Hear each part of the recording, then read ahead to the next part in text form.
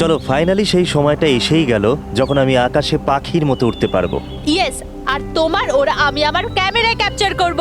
কিন্তু মিস্টার মুক্ত পাখি, খোলা আকাশে এত দূরে উড়ে চলে যেও না যে কোথাও হারিয়ে যাও। ডোন্ট ওয়ারি ম্যাডাম, এমনিতেও রনি স্যার যদি আকাশে হারিয়েও যান তাহলেও মাটিতেই ফেরত আসতে হবে। ওড়ার আগেই তুমি আমাকে নিচে আসার কথা বলছো। চলো, হয়ে গেছি তৈরি। All the best.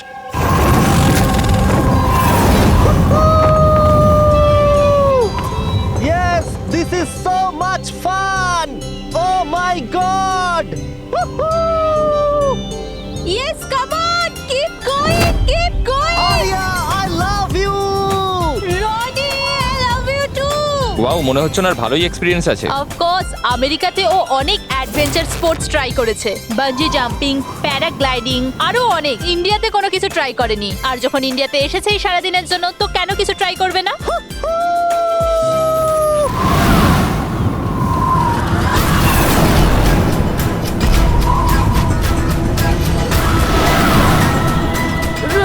রনির কিছু হয়েছে? জন, রনির কিছু হয়েছে, দেখো।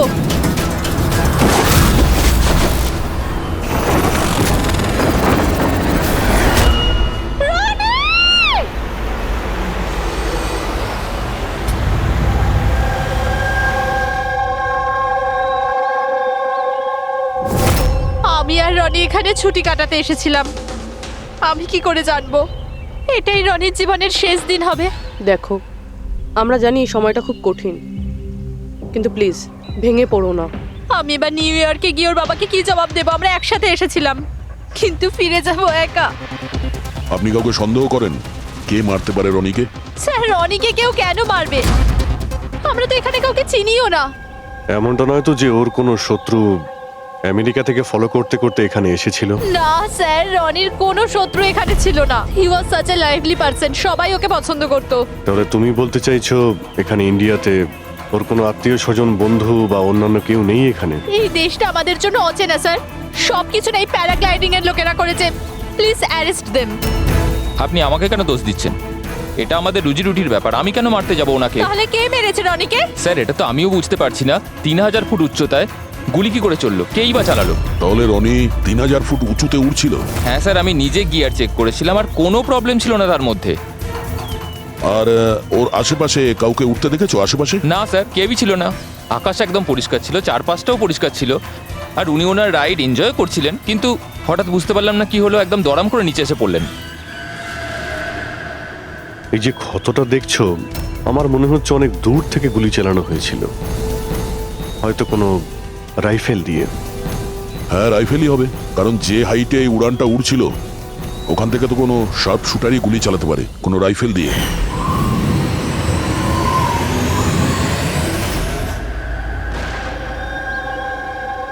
এখানে আশেপাশে কাউকে বন্দুক বা রাইফেল নিয়ে দেখেছিলে কাউকে? এখানে বন্দুক আনা অ্যালাউ নয় স্যার। আপনি আসল বন্দুকের কথা বলছেন স্যার? পুজোর ক্যাপ বন্দুক ফাটানোরও অনুমতি নেই। আপনারা কাউকে দেখেছেন এখানে? না ম্যাম। না তো। না না ম্যাম। আচ্ছা আলিয়া, আপনি যখন এখানে এলেন রনির সাথে, আপনার কাউকে সন্দেহ হয়েছিল? মানে কেউ আপনাদের ফলো করছে, এমন কোনো লোক যে গন্ডগোলের মনে হচ্ছে? না স্যার, এরকম তো কেউ ছিল না। তাহলে কি গুলি আকাশ থেকে চলেছিল নাকি? স্যার, আমি তো বললাম রনি স্যারের আশপাশে তো কেউই উড়ছিল না, তাহলে আকাশ থেকে গুলি চালালো কে?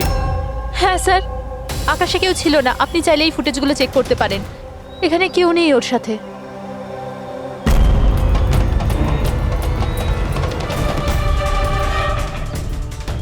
এই ফুটেজে তো রনির আশেপাশে তো দূরে দূরেও কাউকে দেখা যাচ্ছে না। স্যার, নিচে থেকে ওপরে তো কেউ গুলি চালায়নি। ইনি বলছেন যে যখন ওপরে উঠছিল কেউ ওর আশেপাশে ছিল না, ওপর থেকেও কেউ গুলি করতে পারবে না। আমার মাথায় এটা ঢুকছে না কে কোথা থেকে গুলি চালালো আর কিভাবে, বুঝতে পারছি না স্যার।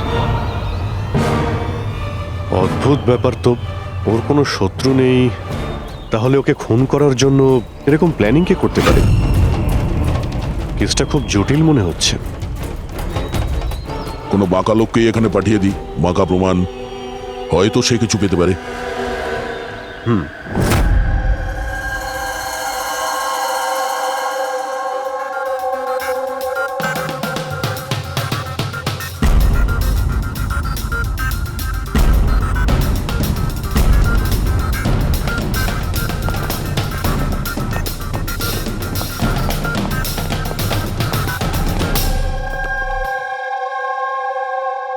আরে বাহ, আজকে আপনারা দুজনে এমন ভাবে কাজে ডুবে আছেন যে মনে হচ্ছে যে অনেক প্রমাণ আমাদের হাতে দিয়ে আমাদেরকে পাঠাবেন এখান থেকে।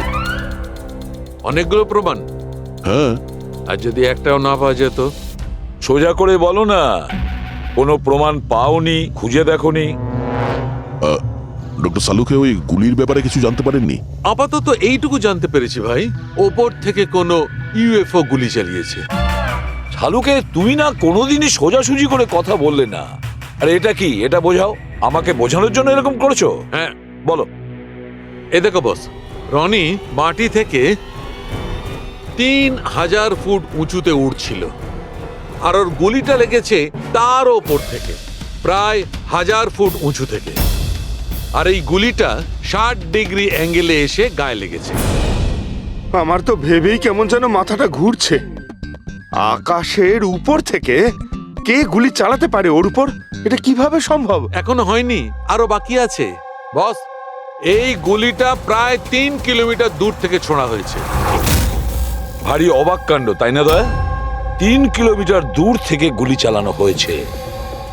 60 ডিগ্রি অ্যাঙ্গেলে রনির গলার ভেতর ঢুকে যায় আড়াআড়ি। তার মানে রাইফেলটা খুব পাওয়ারফুল ছিল মনে হয়। একদম ঠিক বস, রাইফেলটাও পাওয়ারফুল ছিল, আর গুলি যে চালিয়েছে তারও হাতটা পাকা। এত উঁচুতে হাওয়া খুব জোরে প্রবাহিত হয়, আর টেম্পারেচারও কম বেশি হতে থাকে। তবুও লক্ষ্যটা মিস করেনি, একদম নির্ভুল পয়েন্টে গিয়ে লেগেছে। গুলি যে চালিয়েছিল খুব পাকা খেলোয়াড়, ডক্টর, সব শুটার। একদম। আর এইরকম শার্প শুটার সহজে তো পাওয়া যায় না যে এই কাজটা করে দেবে। কিন্তু স্যার আমরা সমস্ত ভিডিও দেখেছি। যখন রনি আকাশে ছিল তখন ওর আশেপাশে কোনো প্যারাসুট বা চপার ছিল না স্যার, আকাশ একদম পরিষ্কার ছিল। সেটাই তো বুঝতে পারছি না যে ওই কিলার কোথা থেকে গুলিটা চালিয়েছিল, অথচ আকাশটা পরিষ্কার ছিল। ও কি মেঘের আড়ালে লুকিয়ে ছিল? আর স্যার ওই গুলিটার থেকে কি জানতে পারলাম? কিচ্ছু পাওয়া যায়নি পুরবি। আমি ব্যালিস্টিক ডিপার্টমেন্টের পুরো ডেটা চেক করেছি, এরকম গুলির তো কোনো রেকর্ডই নেই।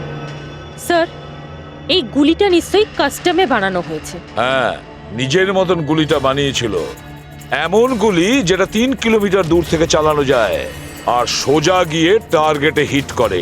আর স্যার, এই গুলিটা যখন এত শক্তিশালী, তো এর রাইফেলটাও বেশ স্পেশাল হবে। হ্যাঁ, এক কাজ করা যাক, গুলিটাকে ব্যালিস্টিক ডিপার্টমেন্টে যাচাইয়ের জন্য পাঠাই, দেখি কি রিপোর্ট আসে। আর সে যেই হোক, এত উপরে চলে গিয়েছিল খুন করার জন্যে, এবার ওকে তো মাটিতে নামতেই হবে।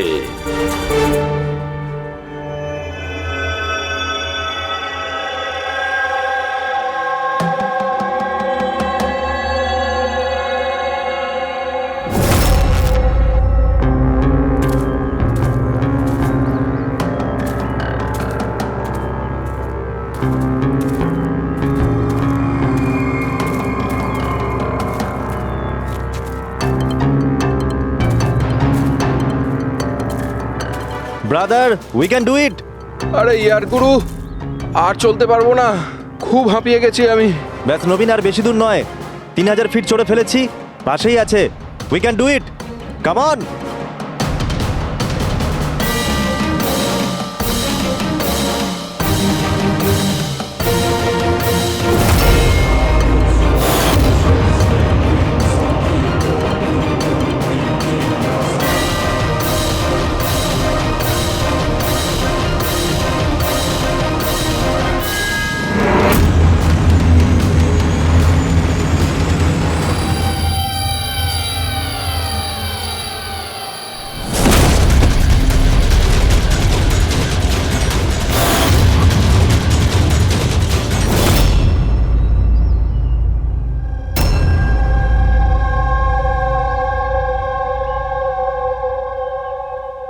এমন মনে হচ্ছে যে রনির মার্ডারের ফটোকপি দেখছি।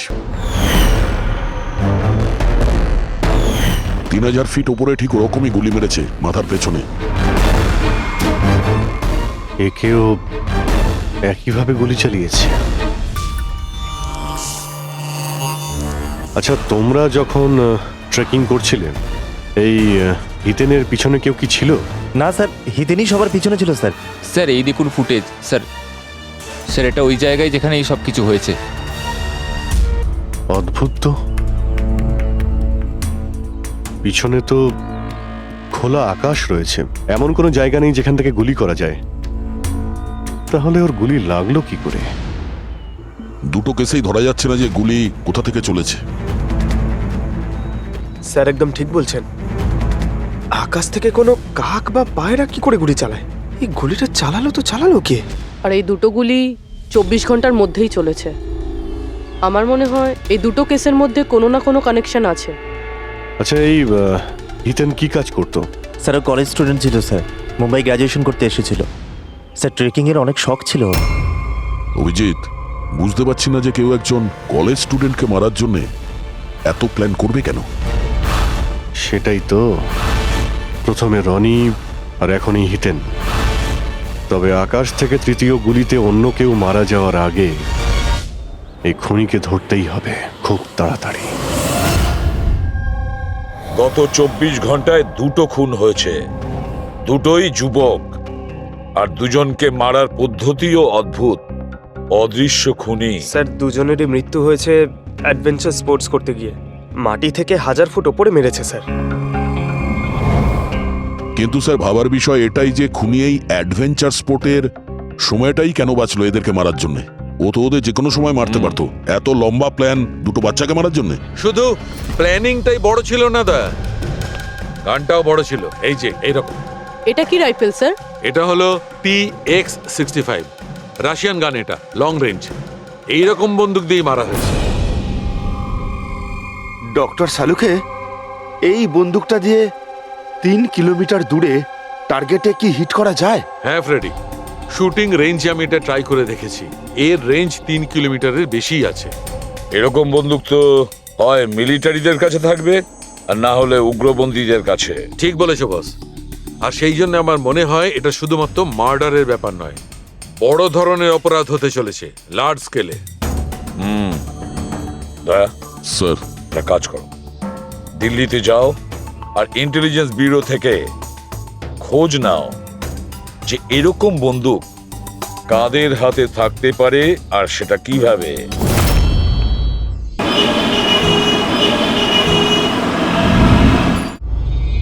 এই সমস্ত খুন এই রাইফেল দিয়েই হয়েছে। আর আপনারা তো জানেনই, এরকম হাই প্রোফাইল রাইফেল তো সবার কাছে থাকে না। আপনি একদম ঠিক বলছেন স্যার। আর যেটা আমাদের দেখা দরকার সেটা হলো এই রাইফেলটা যদি কেউ কিনতেও চায় তাহলে কিনতে পারবে না। এটা একটা কিংবা দুটো পিসে বিক্রি হয় না, বড় অ্যালটমেন্ট হয় এগুলোর। তাহলে কয়েক বছর আগে যে আতঙ্কবাদী হামলা হয়েছিল তার মধ্যে এই ধরনের রাইফেল ইউজ হয়েছিল? হ্যাঁ স্যার। তাহলে আপনাদের কোনো আতঙ্কবাদী গ্রুপের উপর সন্দেহ হয়? আগে হ্যাঁ স্যার, যদি আমাদের সন্দেহ ঠিক হয় তাহলে আমরা জানি যে এর পেছনে ঠিক কার হাত আছে। কার? এই অঞ্চলেই কিছুদিন আগে আমাদের আর্মি অনেক অস্ত্র আটক করেছিল। ওই অস্ত্রের মধ্যে এই রাইফেলটাও ছিল। হ্যাঁ প্রতাপ স্যার, সমস্ত আতঙ্কবাদী মরে গেছে, ওদের মধ্যে একজন পালিয়ে গেছে, তবে আমরা সমস্ত হাতিয়ার আটকে নিয়েছি। ওয়েল ডান প্রতাপ স্যার। আর যে টেররিস্টরা পালিয়ে গেছে তাদের সম্পর্কে সমস্ত পোস্টকে অ্যালার্ট করে দাও। তাহলে এই কাজ ওই আতঙ্কবাদীর হতে পারে যে পালিয়ে গিয়েছিল ওখান থেকে। হ্যাঁ স্যার। আর আমাদের ইনফরমেশন অনুযায়ী এই আতঙ্কবাদী গ্রুপ খুব বড় একটা কিছু করতে চলেছে। বোধহয় এটাই সেটা শুরু। এই দুটো অপরাধ সাধারণ কোনো খুন নয়, এটা নিশ্চয়ই কোনো বড় সড় ষড়যন্ত্র, কোনো দুষ্কৃতী আক্রমণ ঘটতে চলেছে। হ্যাঁ স্যার। আর এই খুনগুলোকে আটকানোর জন্য প্রথমে আমাদের আকাশ থেকে চলা গুলির রহস্য ভেদ করতে হবে স্যার। আর এই রহস্যের কিনারা করার জন্য সবার আগে আমাদের এটা জানতে হবে যে এই আতঙ্কবাদীরা রনি আর হিতেনের মতো সাধারণ লোকের হত্যা কেন করলো। আচ্ছা, এমন কি কমন আছে এই দুটো কেসে? স্যার, দুটো মার্ডারই আকাশে হয়, দুবারই গুলি উপর থেকে চালানো হয়েছে পুরো পাওয়ারফুল রাইফেল দিয়ে। এটা প্রফেশনাল শার্প শুটারের কাজ হবে। আর স্যার এই দুটো কেসেই কোনো ভ্যান্টেজ পয়েন্ট নেই, আর এমন কোনো জায়গা নেই যেখানে বসে খুনি এই দুজনকেই গুলি করতে পারে। তেমন কোনো জায়গা ছিল না, তেমন কোনো জায়গা ছিল না। খুন করার এটাই মূল কারণ নয় তো? তাহলে স্যার আপনি বলতে চাইছেন যে খুনির কাছে বসে গুলি চালানোর কোনো জায়গা ছিল না, আর ও এটা শিওর হতে চেয়েছিল যে টার্গেট যেন কোনোভাবেই মিস না হয়, সেই জন্যই ও এদের উপরে প্র্যাকটিস করছিল। Exactly Abhijit, exactly. সে গুলি ছোড়ার প্র্যাকটিস করছিল। তার মানে স্যার ওর আসল টার্গেট অন্য কেউ। স্যার যদি কোনো ভ্যান্টেজ পয়েন্ট নাই থাকে তাহলে ও গুলি চালাচ্ছিল কোথা থেকে? পঙ্কজ, উত্তরটা তোমার প্রশ্নের মধ্যেই লুকিয়ে আছে। আচ্ছা এটা বলো, আমরা মানুষ ডানা ছাড়া আকাশে কিভাবে ওড়ে? স্যার এরোপ্লেন বা হেলিকপ্টারের মাধ্যমে। ব্যাস, তুমি তোমার উত্তর পেয়ে গেছো। কিন্তু স্যার ওখানে ওই ক্রাইম সিনে আকাশের ওপর কোনো চপার তো ছিলই না স্যার, না কোনো কেবল কার ছিল ওখানে। তাহলে অন্য কিছু থাকবে, অন্য কিছু থাকতে পারে। অভিজিৎ, ম্যাপটা বের করো, ওই এলাকার চারপাশটা ভালো করে দেখো, দেখো এমন কিছু পাওয়া যায় কিনা। এমন কিছু আছে নাকি যেখান থেকে মানুষ হাওয়ায় উঠতে পারে? জঙ্গল আছে, আর হ্যাঁ, দুটো হট এয়ার বালুন রেঞ্জও রয়েছে। একটু দেখো তো, যেখানে খুন হয়েছিল সেখান থেকে এটা কতটা দূরে? স্যার এই দুটো 60 কিলোমিটার রেডিয়াসের মধ্যে। তাহলে একটা কথা তো কনফার্ম, খুনি ওখানে হট এয়ার বেলুনে বসেছিল আর সেখান থেকেই ও গুলি চালিয়েছিল 3 কিলোমিটার দূর থেকে। স্যার কেউ যদি হট এয়ার বেলুনে চড়তে চায় তাহলে আগে থেকে বুকিং করতে হয়, এমনি কেউ যেতে পারে না। কোনো ব্যাপার না, তোমরা ওই হট এয়ার বেলুনের অফিসে গিয়ে খোঁজ নাও যে এমন কোন ট্যুরিস্ট ছিল যে ওই দুটো দিনে ওই দুটো হট এয়ার বেলুনে ঘুরেছিল। এটা টোটাল 12 জনের লিস্ট আছে যারা সেদিন হট এয়ার বেলুনে বসেছিল। কিছু জন একা বসেছিল, কিছু জন গ্রুপ বানিয়ে বসেছিল। তোমার কি মনে আছে এদের মধ্যে কতজনের কাছে কোনো জিনিস বা ব্যাগ ছিল? বা কোনো সন্দেহজনক কাউকে দেখেছো? না, বদমাস তো কাউকে লাগছিল না, কিন্তু একজন বয়স্ক আন্টি ছিলেন, পিঠে একটা ব্যাকপ্যাক ছিল আর চোখে চশমা আর মাথায় টুপি পরেছিলেন। হ্যাঁ, আমরাও অবাক ছিলাম যে এই বয়সে এই সব ট্রাভেলিং এর ইচ্ছা। আর যখন ফটো তোলা হচ্ছিল উনি লজ্জা পাচ্ছিলেন আর নিজের মুখ লুকোচ্ছিলেন। রবি, এই বয়স্ক আন্টি শার্প শুটার শুনে একটু অদ্ভুত লাগছে না? হ্যাঁ স্যার, আমি এখানে পাইলট। 25শে ফেব্রুয়ারি স্যার সব মিলিয়ে আমি 6 জনকে এয়ার বেলুনে চাপিয়েছি স্যার, আর 2 জনকে দিনের স্যার। আচ্ছা, তাদের মধ্যে কেউ মানে গন্ডগোলের লোক মনে হয়েছিল, কিংবা যার কাছে কোনো জিনিসপত্র ছিল? স্যার এরকম তো কেউ ছিল না। হ্যাঁ, একজন বয়স্ক মানুষ ছিল, জানি না কারো বারবার চিৎকার করছিল। হয়তো ওর মুড খারাপ ছিল বা খিটখিটে ধরনের ছিল। ওনার হাতে কোনো কিছু ছিল? জিনিস তো ছিল না। হ্যাঁ, একটা লাঠি নিয়ে হাঁটছিল। লাঠি নিয়ে হাঁটছিল? হেই, তোমাদের সাহস কি করে হলো আমার ছবি নেওয়ার, আমাকে জিজ্ঞেস না করে? কিছু ভদ্রতা আছে না নেই? ওরাও ওগুলো ওরাও। আচ্ছা, ফটো তোলার জন্য রেগে গেছিল? কি অদ্ভুত ব্যাপার, তাই না স্যার? লোক হট এয়ার বেলুনে তো প্রতিদিন বসে না, তাই না? তারা নিজেরাই ফটো তুলতে চায় যাতে এই স্মৃতিকে তারা সারা জীবন রাখতে পারে। আর কোনো বিশেষ কথা মনে আছে ওর ব্যাপারে? স্যার জানি না বলাটা ঠিক হবে কিনা। না না, বলো, যেটা মনে আছে খুলে বলো। ওনাকে হাঁটতে দেখে মনে হচ্ছিল না যে ওনার লাঠির প্রয়োজন আছে, কিন্তু তাও উনি লাঠি নিয়েই চলছিলেন। আচ্ছা,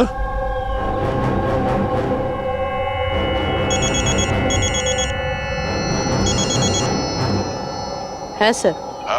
কিছু জানতে পারলে? স্যার এখানে একজন বয়স্ক মহিলা এসেছিল আর তার হাতে একটা ব্যাকপ্যাকও ছিল। আর হ্যাঁ, ওই মহিলা ছবিও তুলতে চাইছিল না। আচ্ছা, এখানেও একজন বুড়ো লোক এসেছিল হট এয়ার বেলুনে চড়তে লাঠি নিয়ে, আর তারও ফটো তোলায় আপত্তি ছিল। স্যার এই বয়স্ক মহিলা আর বয়স্ক লোক একই ব্যক্তি নয় তো? ওই শার্প শুটার, ওর ব্যাগে আর ওর লাঠিতে ওই রাইফেলটা ছিল যা দিয়ে খুন করেছে। আর স্যার দুদিনই এ একাই ওপরে গিয়েছিল, কারণ যদি অন্য টুরিস্টের সাথে যেত তাহলে রাইফেল সেট করতে আর টার্গেট সেট করতে প্রবলেম হয়ে যেত। না পুরবি, আমার মনে হচ্ছে একলা যায়নি। মানে ওই হট এয়ার বেলুন চালানো আর সঙ্গে এই রাইফেলটা চালানো দুটো কাজ একসঙ্গে করা মুশকিল। ওই হট এয়ার বেলুনের পাইলটও ছিল সঙ্গে। মানে স্যার এই অপরাধে পাইলটও যুক্ত? একটা কাজ করো, ওই পাইলটটাকে ধরো তাড়াতাড়ি। ওই দিন ওই বয়স্ক মহিলাকে বেলুনে উপরে কে নিয়ে গিয়েছিল? পাইলট কে ছিল? সঞ্জীব ছিল। এই পালাবি না, দাঁড়া দাঁড়া দাঁড়া। না আমাকে মারতে পারবে না ওকে। এই এই সঞ্জীব,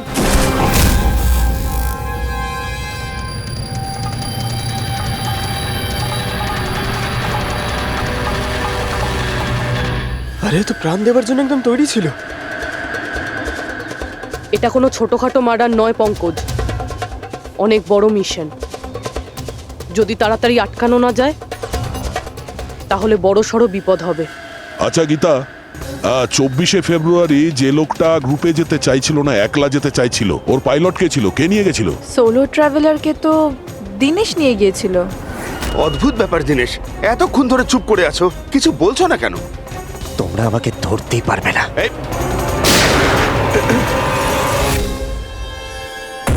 এখন যমরাজ তোকে অ্যাপয়েন্টমেন্ট দেওয়ার মুডে নেই। যতক্ষণ না আমাদের প্রশ্নের উত্তর আমরা পাবো, তোকে বেঁচে থাকতে হবে। চল। মারো, যত পারো মেনে নাও, আমার কিচ্ছু যায় আসে না।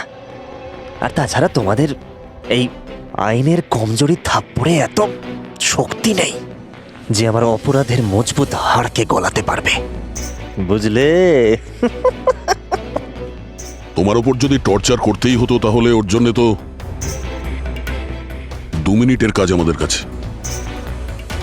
কিন্তু তারপর মনে পড়ে তোমার পরিবারের কথা, তোমার বোন। পরের মাসে ওর বিয়ে না? কেমন লাগবে ওর যে ওর বিয়ে হচ্ছে আর বিয়ের পরে ওর ভাই এই পৃথিবীতে নেই? হ্যাঁ, আর তোমার মা প্রত্যেক মাসে খরচার জন্য টাকা পয়সা পাঠাও না? তোমার মৃত্যুর পর কে খেয়াল রাখবে তার? কিছু ভেবেছো এ ব্যাপারে? হ্যাঁ, না। চলো, এখনো সুযোগ আছে। রাজ সাক্ষী হয়ে যাও। কথা দিচ্ছি তুমি জেলে যাওয়ার পরে তোমার মায়ের খেয়াল আমরা রাখবো। সত্যি? মানে পুরো খেয়াল রাখবে? পুরো খেয়াল? হ্যাঁ, তোমার মায়ের পুরো খেয়াল রাখা হবে। তুমি শুধু এটা বলো কার জন্য কাজ করো। তোমার বসের নাম কি? বলে দেব? সত্যি বলে দেব? হ্যাঁ বলো। আমি যার জন্য কাজ করি না, যে আমার বস, স্যার, তার নাম হলো এসিপি প্রদ্যুম্ন।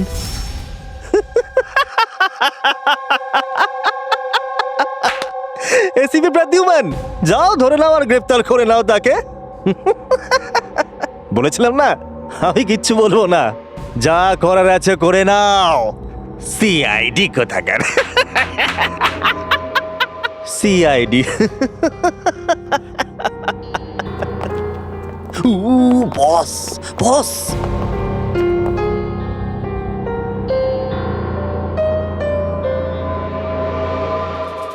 কোনো ব্যাপার না, কিচ্ছু বলতে হবে না।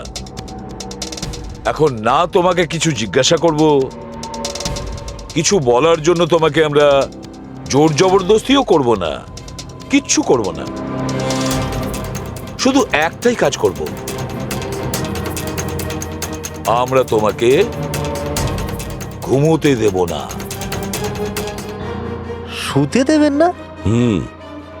এমনিতেও আমি জেগে থাকলেও আমি আপনাদের কিছুই বলবো না। কোনো প্রয়োজন নেই,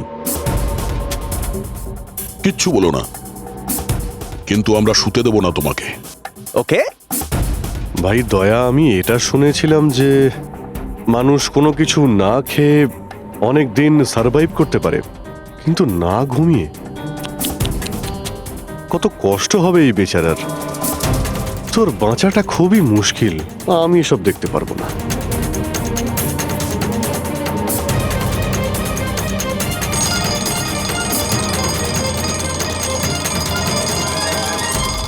সময় কাটানোর জন্য খুব ভালো হবে, তাই না? তোর জীবনের শেষ মুহূর্তগুলো তুই এই কাঁটার সঙ্গে গুনতে থাকবি, ঠিক আছে? Thank you. ওকে ঘুমোতে দিও না।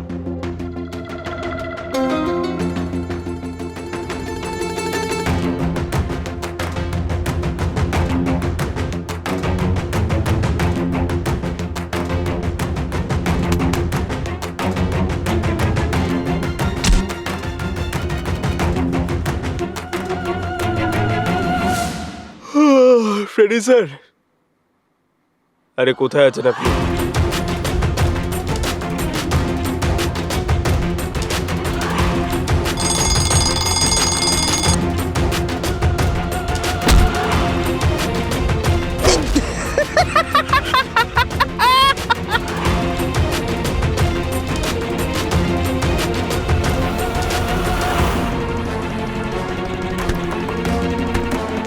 যতক্ষণ না মুখ খুলবি চোখের পাতা এক করবি না, বুঝলি? 5 মিনিটের জন্য নয়। চল। না 1 মিনিট 1 মিনিট তো শুতে দাও। 1 সেকেন্ড, শোবো না একদম, শোবো না একদম। এই, শোবো না আমি।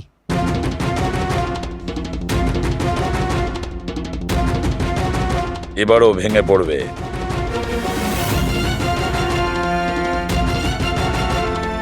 সবকিছু বলতে বাধ্য হবে।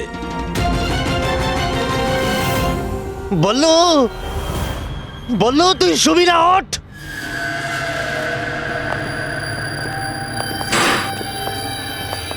এই ঘুমোতে চাস? আরে ওকে একটু ঘুমোতে দাও। কি প্রবলেম তোমাদের? ঠিক আছে, তোমাকে ঘুমোতে দেবো আমরা। আগে বলো যে তোমাদের গ্রুপের প্ল্যানটা কি? বলছি, আমার নাম দীনেশ নয়,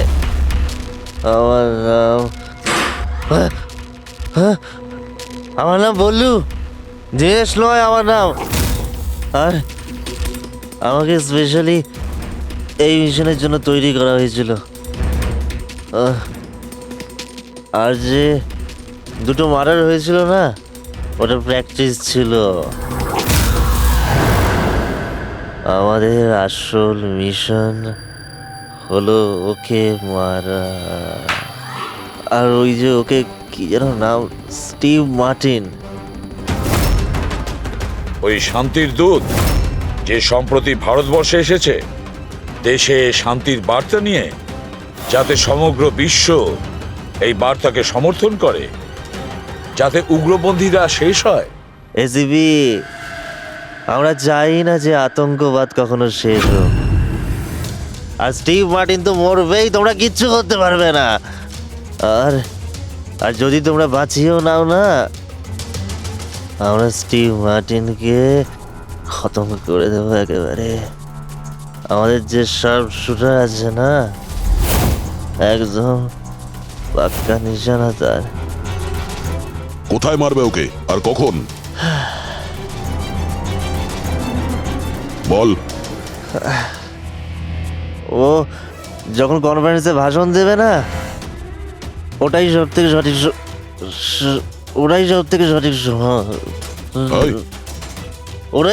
সঠিক সময় হবে। ওই সময় ওর আশেপাশে কোনো সিকিউরিটি থাকবে না। আর যে কনফারেন্সটা আছে না, ওটা বিল্ডিংয়ের ছাদেতে হবে। তো ওই হট এয়ার বেলুনেতে আমাদের শার্প শুটার যাবে আর ওখানেই গুলি মারবে। কনফারেন্স ঘন্টাখানেকের মধ্যে শুরু হবে। এখন তাড়াতাড়ি ওখানে আমাদের পৌঁছতে হবে। আরে তোমরা যতই চেষ্টা করে নাও, বাঁচাতে পারবে না ওকে। আর হ্যাঁ, তোমরা যদি বাঁচিয়েও নাও না, তাহলে আমরা আবার প্ল্যান করব, দ্বিতীয়বার মারবো। কে মারবে? কিরকম দেখতে ও? আরে আমি ওর মুখ দেখিনি এখনো পর্যন্ত। যখনই আসে ছদ্মবেশে আসে। তোমরা কি একে হসপিটালে নিয়ে যাও তাড়াতাড়ি। স্যার, আমরা কি হট এয়ার বেলুনটা আটকাতে পারি না যতক্ষণ এই কনফারেন্স শেষ হচ্ছে? না ফেডরিক, এই সব কিছু বন্ধ করা যাবে না। আজকে আটকালে কালকে অন্যরকম প্ল্যান করবে। আজকের প্ল্যান আমরা জানি, আজই ওদেরকে ধরবো।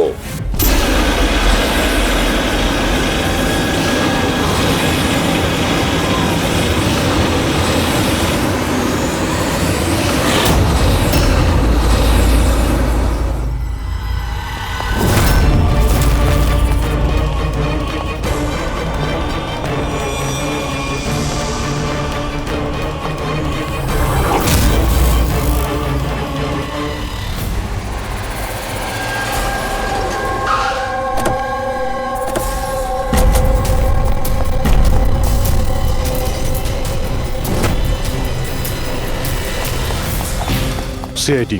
মিস্টার স্টিভ মার্টিন কোথায়? ওপরে কনফারেন্স রুমে। ওর কাছে নিয়ে চলুন। আসুন। তাড়াতাড়ি তাড়াতাড়ি।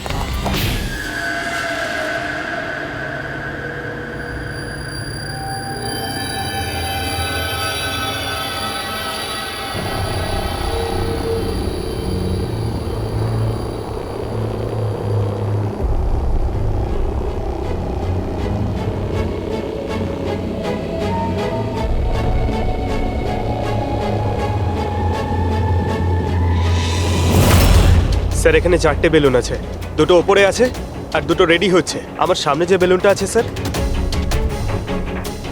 ওতে একটা কাপল আছে আর ওই ছেলেটার কাছে ব্যাকপ্যাক আছে। নজর রাখো ওদের উপরে। কারা কারা আসছে কারা কারা যাচ্ছে সবাইকে ফলো রেখো, ওকে?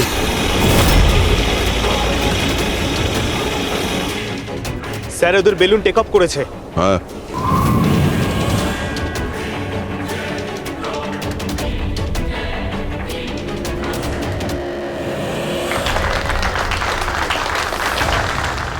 এই দুনিয়াতে টেরোরিজম কেন আছে, এই প্রশ্নটা আমাদের জানা দরকার।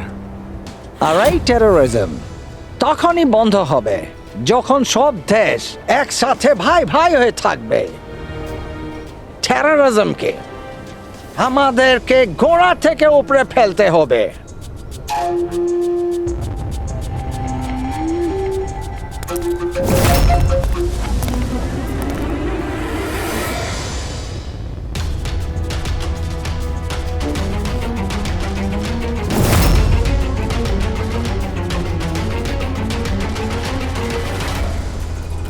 দুজন মিউজিশিয়ানকে দেখছি, ওরার জন্য তৈরি হচ্ছে। ওদের হাতে গিটারের ব্যাগ আছে। এবার এটা বলা খুবই মুশকিল যে ভেতরে গিটার আছে নাকি গান।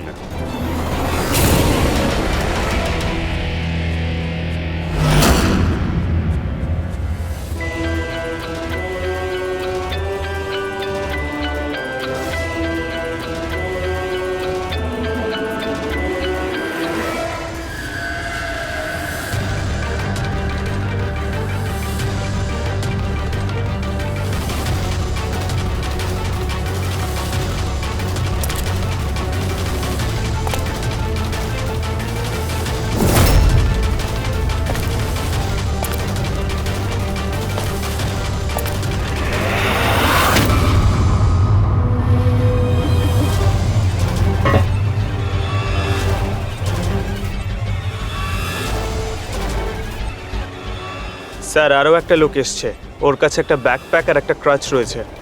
অপেক্ষা করা যাক।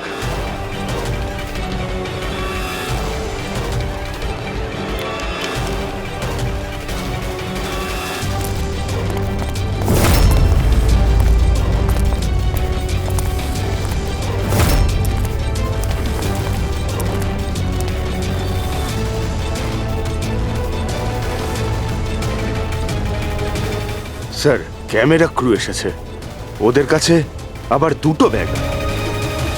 Camera crew?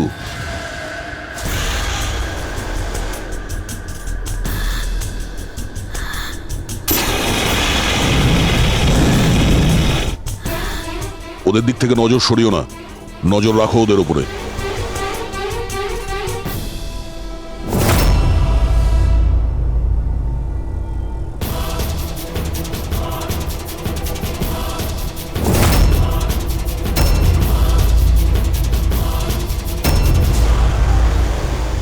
স্যার এখানে তো অনেক বেলুন উঠছে। সুইসাইড বম্বিং কি এটা? কেউ নিজের খুশিতে নিজের প্রাণ কি করে দিতে পারে? জীবন precious. Oh no, we need to respect এতগুলো বলুন, এর মধ্যে আমরা যেটা খুঁজছি সেটা কোনটা? মনে হচ্ছে ছদ্মবেশে এসছে, মুখ দেখে গন্ডগোলের মনে হচ্ছে।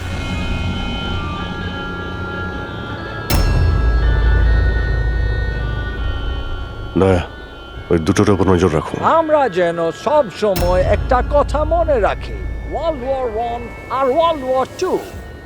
এটা তো গিটার। হচ্ছে কি এখানে? উপরে গিয়ে এরা মিউজিক বাজাবে নাকি? বাকি সমস্ত বেলুন তো চলে গেছে, একটাই আছে। মানে স্যার খুনি এই বেলুনের মধ্যেই রয়েছে? Wait and watch. মানে স্যার, খুনি এই বেলুনের মধ্যেই রয়েছে? এরা তো নিজেদের জায়গা থেকে নড়ছে না। Camera crew. স্যার, এ কোথায় গায়েব হয়ে গেল?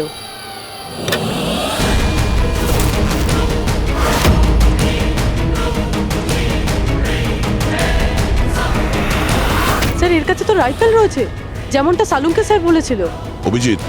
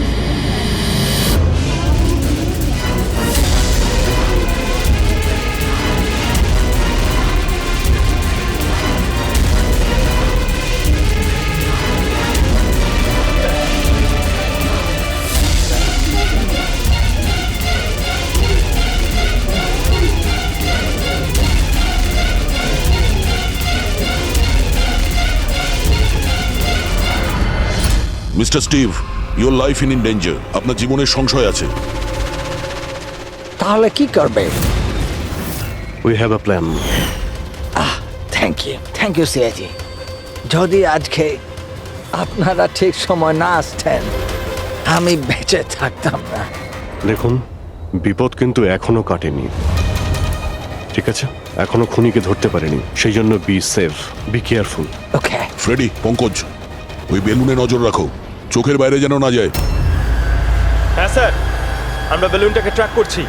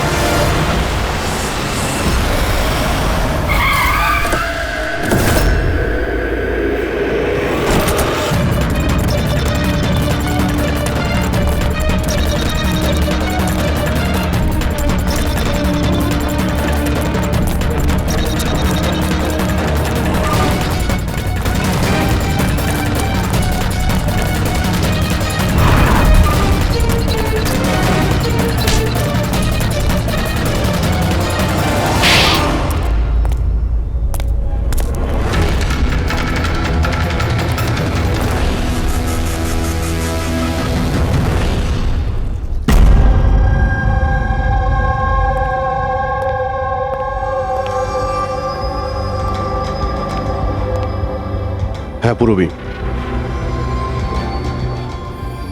Good job, congrats. ওরা ধরা পড়েছে মিস্টার অভিজিৎ? হ্যাঁ, খুনি ধরা পড়ে গেছে। Yes, well done. সিআইডি অনেক বছর ধরে এই দেশের সেবা করে চলেছে, আর আজকে আরেকবার আপনারা একটা ভয়ঙ্কর টেররিস্টকে ধরেছেন। আজ আমরা একজনকে ধরেছি, এরপরে পুরো গ্রুপটাকে ধরে ফেলবো।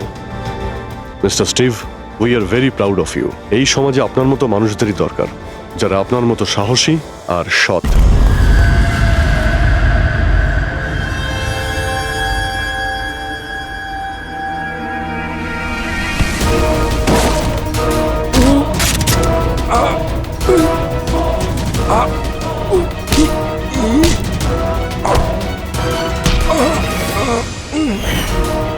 তাহলে তুমি ছদ্মবেশে রনি আর হিতেনকে মেরেছ।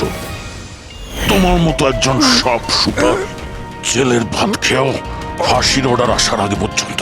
তোমার কি মনে হচ্ছে তোমরা আমাকে ধরে নিয়েছো তো স্টিভ প্রাণে বেঁচে যাবে? কখনো নয়। আমাদের ক্ষমতা এত বেশি যে তোমাদের আইন এটা খুঁজতে খুঁজতে হাঁপিয়ে যাবে, কিন্তু আমরা শেষ হব না। শেষ হবে তোমাদের এই দেশ। শোন ছাড় পোকা, আমাদের দেশের উপর অনেকে খারাপ নজর দিয়েছে, আবার চলেও গেছে। জানিস আমাদের দেশ কত বছর স্বাধীন হয়েছে? ৭৪ বছর। আর এই ৭৪ বছরে আমাদের দেশের জওয়ানরা জানি না কত আতঙ্কবাদীকে মেরেছে। আজ তোর পালা, কাল তোর সঙ্গীদের পালা। আমাদের দেশ থাকবে, খুব ভালোভাবেই থাকবে। আর এই দেশ থেকে যদি কোনো জিনিস চলে যায় সেটা হলো আতঙ্কবাদ, বুঝেছিস? আতঙ্কবাদ।